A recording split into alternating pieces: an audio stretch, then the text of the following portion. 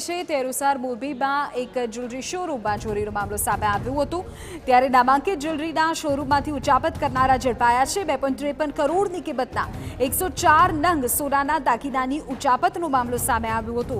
98 લાખની કિંમતના 73 નંગ દાગીના પરત કર્યા હતા। શોરૂમના 5 કર્મચારીઓ સામે આ મામલે ફરિયાદ નોંધાઈ હતી। હવે બાકી રહેલા 1.56 કરોડથી વધુના દાગીના પરત ન કરતા ફરિયાદ નોંધાઈ।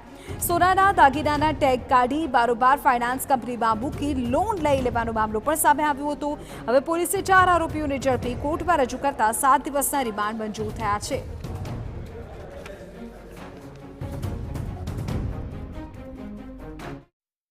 આ પાંચેય આરોપીઓએ મળી અને સોનાના કુલ દાગીના 104 જેની કિંમત 2,53,61,00,000 થાય એટલી ઉચાપત કરેલી હતી, જેમાં એમણે પોતે સ્વીકારીને 98,12,582ના 73 નંગ દાગીના પરત કરી આપેલ છે અને બાકીના દાગીના છે એના 1,56,14,00,000ની ફરિયાદ આ કામે નોંધાવવામાં આવેલ છે।